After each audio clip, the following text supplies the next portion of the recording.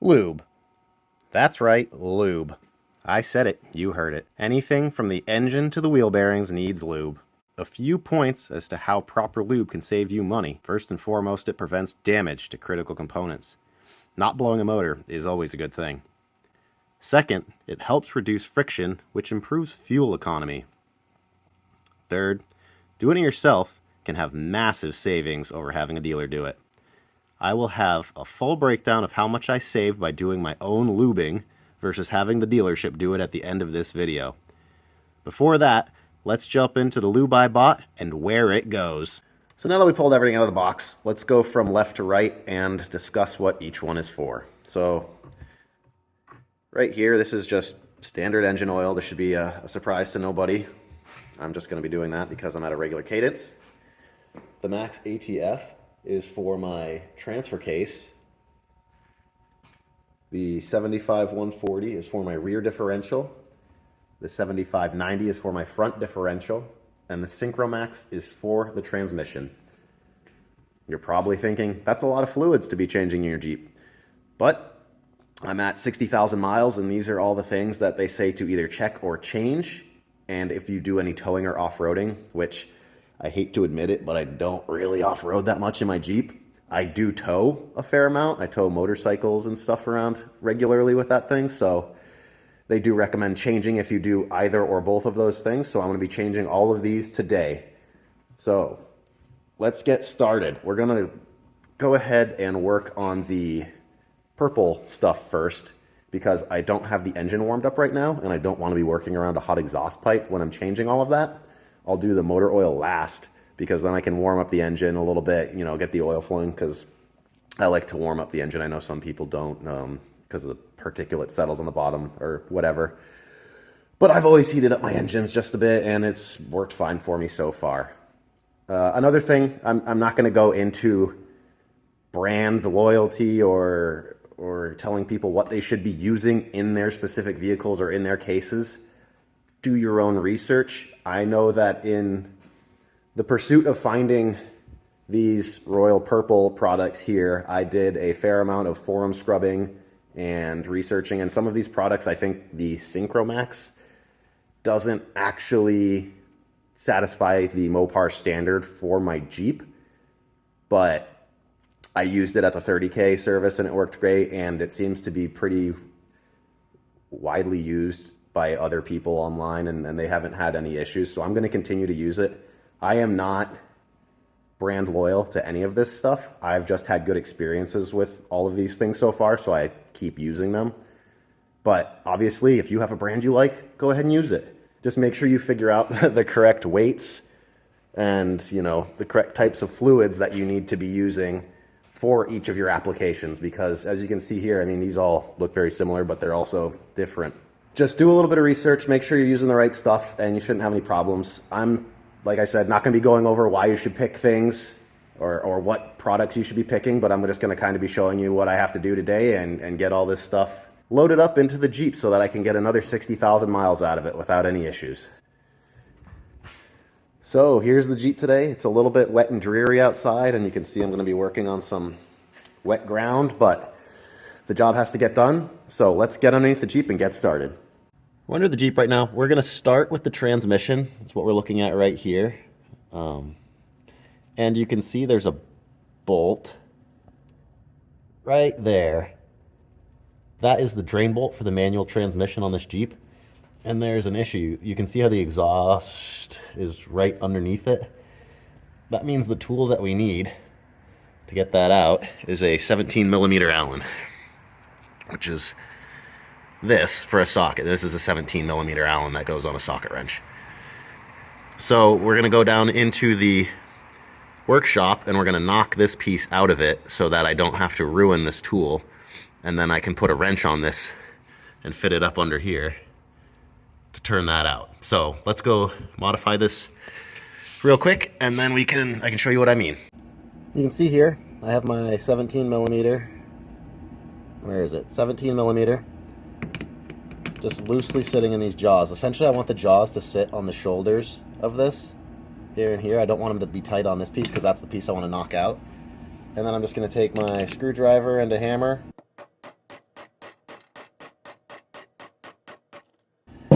Give it a couple of good whacks. Obviously, if you have a punch, use a punch or whatever, but this is really just a super tight socket that wraps around this nice little 17 millimeter Allen. So now what I can do is put a wrench on this and I can turn this in place, and it's much shorter than the total package that this would have been put together. And I highly recommend using a ratchet. Oh, I put it on backwards. Using a ratcheting wrench. Let me switch that over. All right, so I've got that going the right way, and I forgot one critical step, and that's to remove the fill plug first. The fill plug's up on the side, so if we're looking down the transmission, the fill plug is right here. And you want to pull that off first, because if you can't get that off after you drain the fluid, you have no way to fill this back up. It's a lot easier to find out first that you can't drain it and then not drain the transmission than it is to drain it and then not be able to fill it. So I am going to go ahead and take that off first, and then I'll take this bottom one off. And it's a different size. Of course it's a different size. Be right back.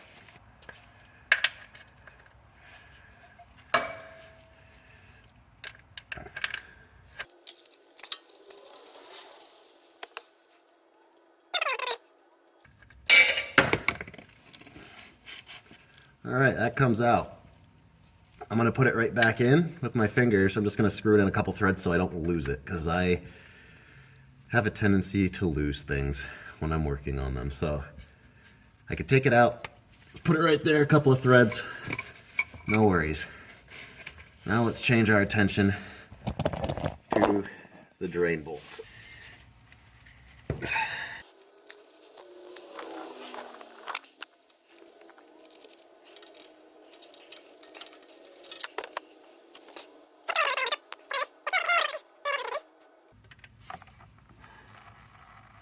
All right, not too bad. I'm gonna let that drain for a minute.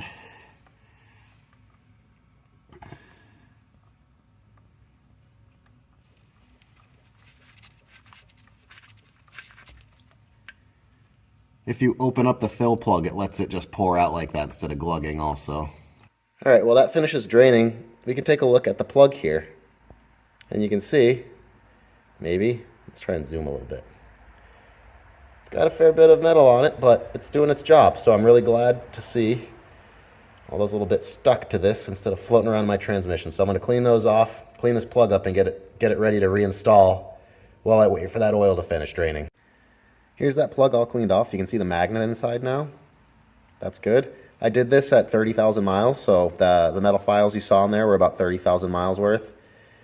I thought that I had some Teflon paste that I had used last time. I can't find it, so I'm going to use a little bit of Teflon tape. That handy editor here, and I just want to point out that since I shot this video, I've learned about chemical resistant Teflon tape. It's yellow, and that would be a much better choice for this, or use the Teflon paste, but don't use the white Teflon tape like I use in this video.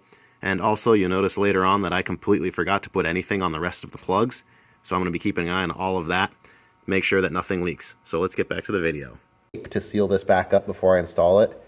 I don't recommend that, but now that I've drained my transmission, I don't want to do it again. So I'm going to put the Teflon tape on and keep an eye on it, and hopefully I don't have to do this again in the near future. But if it holds up and I do this video again in another 30,000 miles, I'll let you know. So let's tape it up and we'll get back under the Jeep and install this.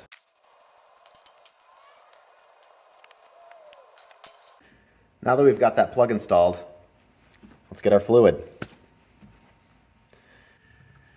So you're probably wondering, that's up on the side of the transmission, and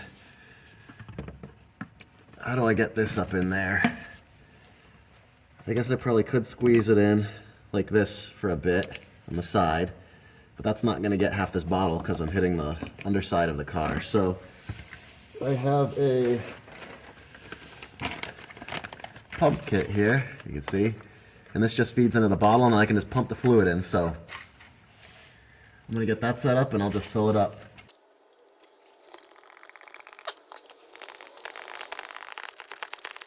There you go. You see that dripping out? I am literally just running out of this second bottle. I was almost getting worried I was going to need another bottle just to get that drip. So I'm really glad to see that. So now we can seal this up. All right, next we have the transfer case, which is sitting right there. So that's the front of the Jeep. And we need to take off this, I guess it's a skid plate or something, support, I don't know. We got to take this off because otherwise we're going to drain this right on top of this panel and it's going to leak all over the floor. So there's 4 18-millimeter bolts. Let's get those pulled out and then we can start draining the transfer case. Now that that cover's off, we can see much easier. We have access to our drain bolts and our fill bolt. So just like before, we're gonna open up that fill bolt first, make sure we can take that off, and then we're gonna crack the drain bolt and drain the fluid out.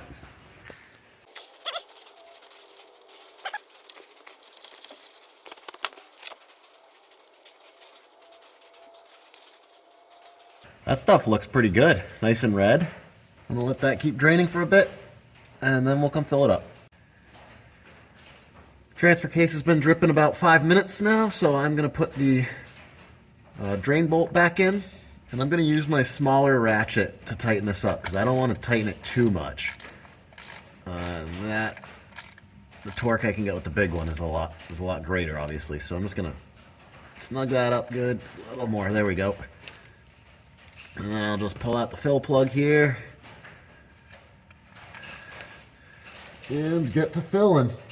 Now, unfortunately for me, the fluid that I'm using on this, the ATF, comes in a bottle that is different than all of the other bottles. So that means my pump doesn't screw down, which is going to make this a heck of a lot harder if it pumps at all. I am worried that it's not going to pump and then I'm going to have to figure out a different solution to make this happen. But I'm hoping that this will pump and save me the trouble.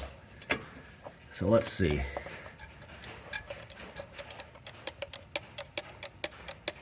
Yes. All right. Oh, looks like we're starting to run out anyways. Perfect. All right.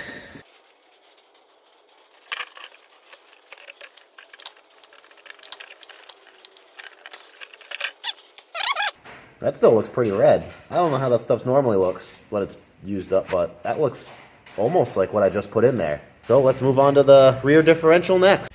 So we're here at the rear diff, and I'm gonna do my best to try and light this, but it's a little awkward because the drain plug is right here, or the fill plug is right here, and the drain plug's on the other side, like right there. Technically, I could pull the whole cover off and then RTV it and put it back on, but I don't really want to do that. So first things first, like we've been doing, let's loosen up our fill bolts, and then I'll try and go around to the other side and show you guys the drain bolt. So you notice that this plug is actually square, and that's because it's designed to be used with a 3/8 ratchet instead of a Allen or socket. So you just fit that right in there. I'm using an extension just so I'm a little further away from work. Oh God, this is tight too. I'm gonna need my bigger ratchet. Whew. All right, that one was tight. That definitely would have had me sweating if I had already drained this out. But let's see if I can't get another angle on the drain bolt, and we can see what that looks like. So that is the drain bolt we're gonna be looking at.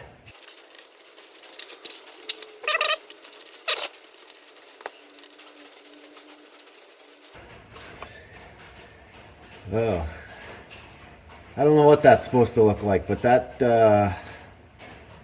doesn't look very good. I guess I'll see what the new stuff looks like when I put it in. This is my first time doing my differentials, so hopefully that's not bad. We'll see.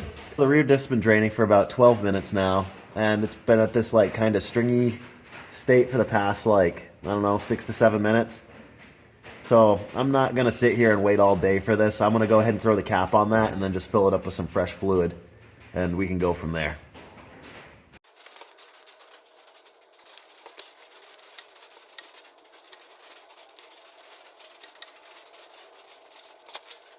Now let's pull out this one.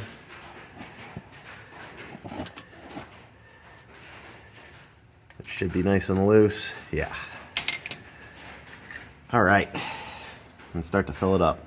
This one's a lot easier to access, so I'm actually going to try and squeeze the fluids out into it instead of what I've been doing with the pump, because that pump is, although it works, it's a lot of work. And this is the first one that I have access to that's actually got a squeeze bottle as well. But I got to cut the cap off.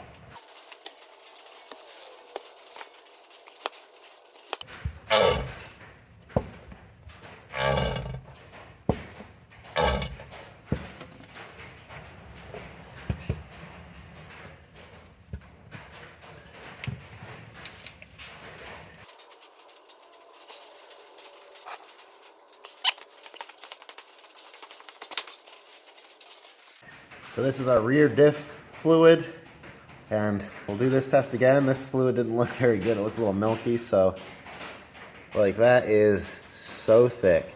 But let's move on to the front diff.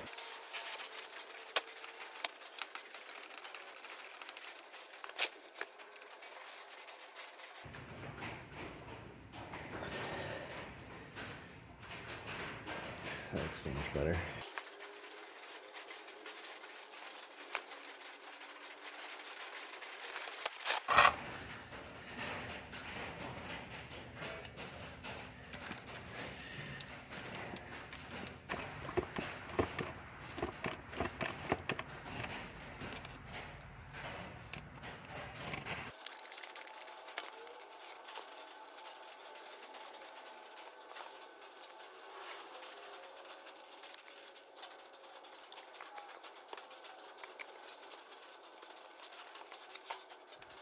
Now let's pull the Jeep out for a minute so we can warm the engine up.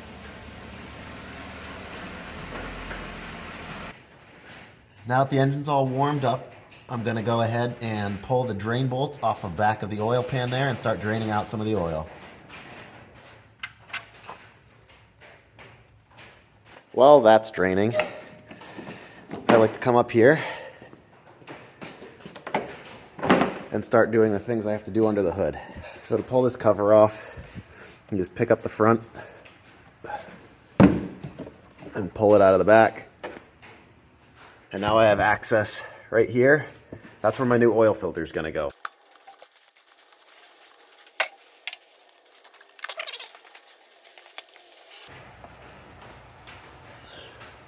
There's our old filter. Here's our new one. I like to make sure that they are the same. They look about the same in every way except for that little color. One's green, one's blue. Got to take this ring off of here, and I just have a little pick. Helps me out with that.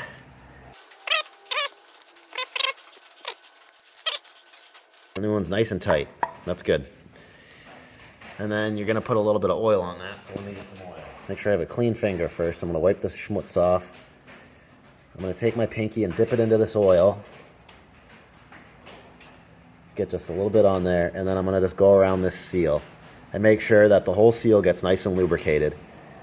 And that's going to help it, A, make a nice seal when it's made it up inside the engine, and B, it's going to help it kind of slide into place without binding or getting caught on anything. So just do that all the way around. Make sure there's no dry spots. And then it looks pretty good. And then we can take our new cartridge, and it just collects in like that. Now we go ahead and bring this up here.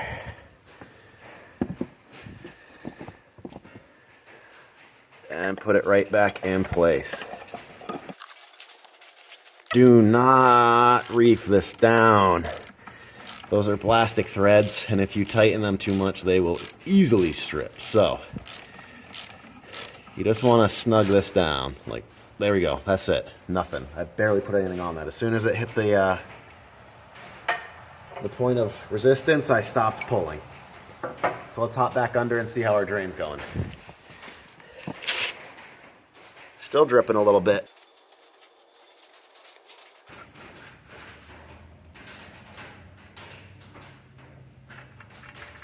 We're finally in the home stretch. All we have to do now is add some oil.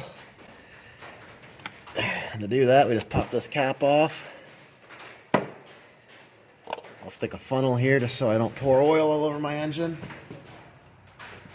And your mileage may vary, but I usually get almost exactly 6 quarts into this engine every time I do an oil change. I have a suspicion it's going to be a little less this time just because it's pretty cold outside, and even though I warmed everything up, I didn't quite let it drain as long as I want because I want to be done with this project.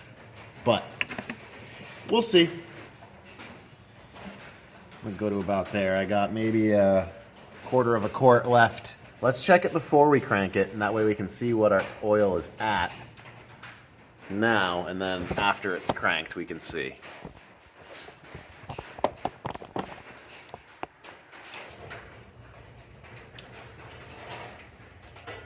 Where is it? There it is. You can see that's right up to the fill line. So now let's start the engine, and then we'll let the oil set for a few minutes and see what our level's at. All right, here's the moment of truth. The engine ran for about, 45 seconds to a minute. I basically waited for the RPMs to come down, and then I just gave it another couple of seconds. And then it's been sitting for about 2 or 3 minutes. So let's see what we look like.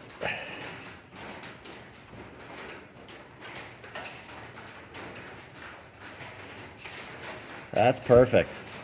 That is exactly what you want. I'm not going to add any more oil.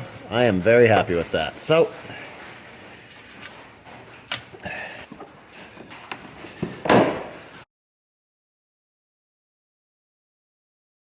here's the price breakdown for all the work that I did. Under the green DIY column that we have here, you can see that we have all of the products that I used, which are the Royal Purples and the Mobile Ones, the quantities that I purchased, not the quantities that I used, and the total price of the quantities purchased. Came out to $236.39. I called up my local Jeep dealership. I don't know the exact products that they use, but I assume that they're all Mopar standard. And these were the quotes that they gave me for each one of these services, coming to a total of $695. So by doing this yourself, you not only get to use the exact lubricants that you want to use, but you also save $459. Now, that's not necessarily all savings because you have to factor in labor cost, but considering this took me about 4 hours to shoot the film and do the work, I could comfortably say that I could do this job in 2 hours. So that's about $228 an hour. Honestly, it's very easy. You saw all the stuff that I did. Just make sure that you have everything ahead of time, including that paste. This is a great way to get your hands dirty and start working on cars. I strongly recommend it, especially if you want to save a lot of money. I hope you found this really interesting and helpful. If you did, please give me a thumbs up and don't forget to subscribe. Thank you.